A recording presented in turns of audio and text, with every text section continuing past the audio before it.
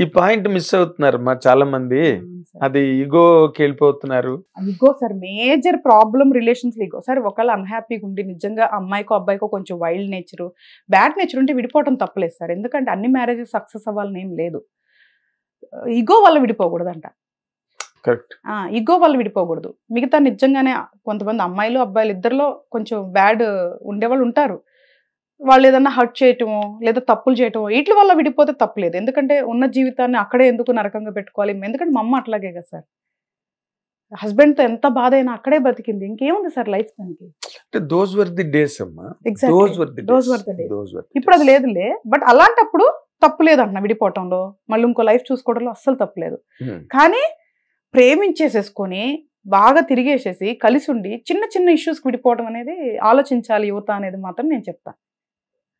ఎక్కడ ఆగిద్ది అది? ఎవరు పర్ఫెక్ట్ దొరుకుతారు సార్? ఇప్పుడు నా హస్బెండ్ పర్ఫెక్ట్ ఉన్నారని చెప్తామా, లేదా నేను 100% పర్ఫెక్టా? ఎందుకుంటారు? ఒక మనిషి ఎందుకు పర్ఫెక్ట్ ఉంటారు? 100% ఎవరు ఉంటారు? It's only A percentage. 60 ఉన్నా కూడా చాలు కదా సార్. చాలా ఎక్కువ. 60 అంటే చాలా దురాశ. చాలా. నేను నా హస్బెండ్ తో మ్యారేజ్ అయ్యేటప్పుడు తర్వాతగా నేను ఒక్కడే చెప్పాను, నాలో ఒకే ఒక లోపం, కోపం వస్తుంది అప్పుడు మాట్లాడేస్తాను కదా, అదొక్కటి నువ్వు ఎక్స్క్యూజ్ చేయి, మిగతాది ఏదన్నా ఓకే. లవ్ మ్యారేజ్ మీది? అవును సార్, లవ్ మ్యారేజ్. ఓకే. అదొక్కటి బేర్ చేయి, మిగతాది ఏది నాతో ప్రాబ్లం లేదని చెప్పాను. ఎక్కడ మీ ఇద్దరికి వేర్ డిడ్ యు మీట్ అమ్మా? హైదరాబాద్ సార్. కదా, what was the platform? Real estate లోనా? లేదు సార్, కామన్ ఫ్రెండ్స్. నా ఫ్రెండ్స్ ఉండేవాళ్ళు కదా ఎక్కువ. సో కామన్ ఫ్రెండ్స్ ద్వారా పరిచయం. ఫ్రెండ్స్ ఫస్ట్, తర్వాత తనకి అనిపించింది. సో నాకు తను చూసినప్పుడు ఒక కనెక్షన్ అనిపించింది. కాకపోతే నాకు ఇన్ఫాక్చుయేషన్స్ అట్రాక్షన్స్ ఉండవు కదా. సో కనెక్షన్ అనిపించింది. కానీ సరే చెప్దాం మాట్లాడి ఇలా చెప్పాను అనమాట, నా లైఫ్ నేను వేరు అది అని చెప్తే తను is like very Joel person.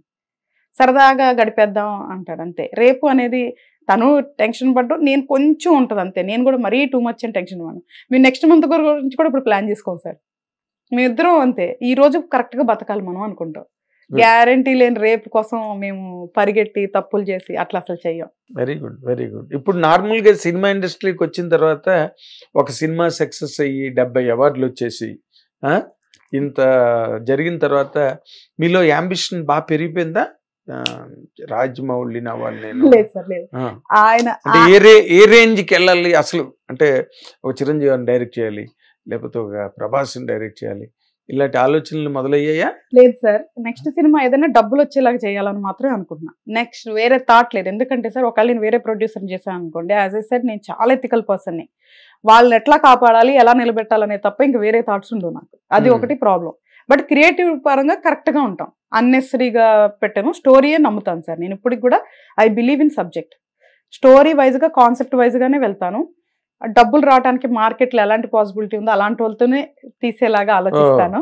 ఎందుకంటే అలాంటి ఇష్యూస్ మార్కెటింగ్ చేసుకోగలిగే సినిమా అంతే సార్, అది ఆలోచిస్తాను తప్ప నాకు అట్లా లేదు. అండ్ రాజమౌళి గారు కాలు గోటికి కూడా ఈ జీవితంలో సరిపోతానేమో అని మాత్రం అలా చెప్పగలరమ్మా. అంటే నా దృష్టిలో ఆయన I don't invite that statement from you. Genuine గా చెప్తున్నా సార్. శంకర్ గాని రాజమౌళి గాని ఇప్పుడు చెప్పొచ్చమ్మా, ఇప్పుడు చెప్పొచ్చు. ఇప్పుడు రాజమౌళి గారు మొట్టమొదటి తీసిన స్టూడెంట్ నెంబర్ 1 కూడా అదేం అంత మహత్తరమైన చిత్రరాజ్యం కాదు, రైట్? మామూలు జనరల్ ఫిల్మ్ ఆయన తీసింది. I know him very well and he knows me very well. If he watches this also welcome. ఆయన ఏం పెద్ద ఒక అలావుద్దీన్ అద్భుత్ దీపం తీయలే ఫస్ట్ పిక్చర్. ఈ made A normal film with junior NTR. తర్వాత అలాగ ఇవాల్వ్ అయ్యారు ఆయన. Who knows that you become Rajamouli tomorrow. ఇది ఇక్కడ సినిమా ఇండస్ట్రీలో అలాంటివి ఏమి ఉండవు. అంటే సార్ నేను ఆయన ఎందుకు గొప్ప అంటేనే మేకర్ గాను మ్యాజిక్ చేస్తాడని గొప్ప అంటారు. నా దృష్టిలో ఆయన ఎందుకు గొప్ప అంటే ఆయన ఆడియన్స్ ని దృష్టిలో పెట్టుకొని సినిమా చేస్తాడు, అందుకు నాకు గొప్ప సార్. ప్రతి మేకర్ ఆడియన్స్ ని దృష్టిలో పెట్టుకొని చేయాలంట. ఇప్పుడు అంతా ఎలా అయిపోయిందంటే సార్, మీకు తెలిసిందే, షో ఆఫ్లు, అన్నెసరీ థింగ్స్ ఇవన్నీ అయిపోతున్నాయి. ఆడియన్స్ గురించి ఎవరైతే ఆలోచిస్తారో వాళ్ళు ఎప్పుడు సక్సెస్ సార్. రాజమౌళి గారి మీద ఆ విషయంలో నాకు రెస్పెక్ట్, ఒకప్పుడు శంకర్ గారి మీద నాకు ఆ విషయంలో రెస్పెక్ట్ సార్. ఎవ్రీ ఫీల్డ్లో కస్టమర్ గార్డ్ లాగా మనకి ఇక్కడ ఆడియన్ గార్డ్. సో నేను బిజినెస్ పర్సన్ కాబట్టి నేను అందుకే ఎప్పుడు మీరు ప్రేక్షక దేవుళ్ళు అంటారు కదా, 100% అందుకోసం అంటున్నాను సార్. ఇప్పుడు నేను ఈ సినిమా కూడా నేను మీరు నమ్మరు సార్, ప్రతి లైన్ ఆడియన్ కి ఇట్లా ఉండాలి, ఆడియన్ చీట్ చేయకూడదు. అంటే ఇప్పుడు ఇది ఎప్పుడు మరి రిలీజ్? December 14th sir. ఓ థియేటర్స్ సార్. చాలా ధైర్యం చేసి వస్తున్నా. అంటే మీరు ఎదురుకట్టి అంటే ఓన్ రిలీజా? అంటే ఓన్ రిలీజ్ లెక్కే sir, but with support of మంచి డిస్ట్రిబ్యూషన్ కంపెనీతో. ఎవరు చేస్తున్నారమ్మా? ఈ వారం ఫైనలైజ్ అవుతుంది సార్. ఓకే. ఎందుకంటే థియేటర్స్ అవన్నీ కొంచెం సపోర్ట్ ఉంటది అనేసి అంతే. అదే డిసెంబర్ నెలలో కూడా రిలీజులు ఉన్నాయి. పుష్ప ఉంది సార్ 5th అనబోతున్నాను నేను. కాకపోతే 9 days ఉంది సార్ గ్యాప్. 14th కి 9 days ఉంది కాబట్టి మనకేమీ పెద్ద అవసరం లేదు సార్. 70 to 100 స్క్రీన్స్ ఫస్ట్ దొరికినా నాకు చాలు. చాలా ఎక్కువ. సామి చెప్పినట్టు చాలండి 100 స్క్రీన్లు చాలు. ఏమి 100 స్క్రీన్లు అదే చాలా ఎక్కువ. అది చాలు. బాగుంటే ఇస్తారు, బాగుంటే వాళ్ళే ప్రమోట్ చేసేస్తారు, తీయరు సార్. అదొకటైతే నేను చూసిన సోఫారు. ఏ థియేటర్ వాళ్ళు కూడా వాళ్ళకి ఫిల్ అవుతుంటే సినిమా తీరు. అది ఎవరిదైనా. మీకు ఏ జానర్ ఇష్టం అమ్మా? నార్మల్ గా నాకు థ్రిల్లర్ జానర్ ఎక్కువ ఇష్టం. ఇది ఇప్పుడు థ్రిల్లరేనా? థ్రిల్లరే సార్.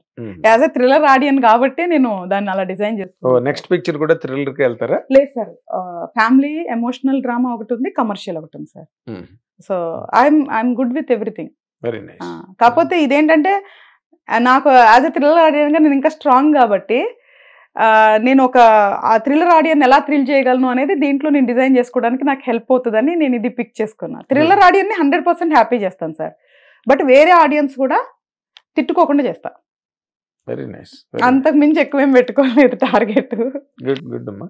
గుడ్. December 14th అన్నారు. December 14th sir. Good good. So we wish you all the very best Haritha గారు. అండ్ మీరు పెద్ద డైరెక్టరే, విజయ నిర్మల్ గారి లాగా Guinness book of world record లోకి ఎక్కాలి. అండ్ కమర్షియల్ సినిమాలు తీసి కమర్షియల్ డైరెక్టర్ గా కూడా మంచి పేరు ప్రతిష్టలు కూడా బాగా సంపాదించి మీ బ్యానర్ నుంచి చాలా మంది రావాలి, దానికి మీరు ఎదగాలి అని మా హిట్ టీవీ తరఫున, మా అభిమాన ప్రేక్షకుల తరఫున కోరుకుంటున్నాను. చాలా థ్యాంక్ యూ సార్. మీ blessings really valuable. All the very best. God bless you. We wish you all the best. We wish you big hit. Fear అనే సినిమా ఒక ఫియర్ క్రియేట్ చేయాలి. ఎవరి గోగినేని మీరు సోహన్ బాబు గారి రిలేటివ్స్ అంట కదా? అవును సార్. ఓకే. అంటే ఆయన తాత మామయ్య అవుతారు. ఆయనకి ఒకటే ఊరు చిన్ననందికమా. మీ తాతగారు వాళ్ళ మామయ్య అవుతారు? ఆయనకి మామయ్య అవుతారు. అంటే ఇమ్మీడియట్ ఫ్యామిలీ కాదు, ఎక్స్టెండెడ్ ఫ్యామిలీ. మీకు వాళ్ళకి రాకపోకలు గట్టి లేవమ్మా? అసలు వాళ్ళు ఫస్ట్ నుంచి ఊర్లో ఫ్యామిలీ అంతా చెన్నై కదా సార్. ఓన్లీ అంకుల్ ఒక్కళ్ళే వస్తారు ఊరికి. వాళ్ళు ఎప్పుడన్నా రేర్ గా హాలిడేస్ కి వచ్చేవాళ్ళు అంతే. కలుస్తుండేవారా మీరు సోహన్ బాబు? రెగ్యులర్ గా సార్. చిన్నప్పుడు నేను చాలా మంచి మెమరీస్ నాకు పెద్ద అయ్యే వరకు కూడా. ఈవెన్ ఆయన చనిపోయి 2 months ముందు కూడా చెన్నైలో ఇంటి దగ్గరే కలిసిన. అవునా? సో నాకు చాలా ఇష్టం. January 14th ఆయన బర్త్డే రోజు కంపల్సరీగా ఫోన్ చేసి. కాదమ్మా, ఇప్పుడు అంటే though we are in the film industry ఇన్నాళ్ళుగా నాకు బాగా క్లోజ్ సోహన్ బాబు గారు. ఆయన డెత్ ఏంటమ్మా చాలా మిస్టరీగా ఉంటుంది. చాలా రకరకాల వ్యాఖ్యానాలు చెప్పారు, ఇలా జరిగిందని అలా జరిగిందని. మీకు ఒరిజినల్ గా ఏం జరిగిందండి? సడన్ గా న్యాచురల్ గా అయితే జరుగుంటుంది సార్. ఎందుకంటే వాళ్ళ ఫ్యామిలీ వాళ్ళు చాలా మంచి వాళ్ళు, నేను చూసాను కదా. ఆయన ఏది చెప్తే అదే, అసలు ఎక్కడా కూడా ఇబ్బంది గానీ ఏమీ లేదు. And is very simple human being sir. తెలుసు, తన ఫ్యామిలీ తన లైఫ్ తనే, ఇంకా వేరే ఏం మైండ్ చేసేవాళ్ళు కాదు. సో నేను వెళ్ళి కలిసి 2 months ముందంటే మీకు అంత healthy person. He was healthy.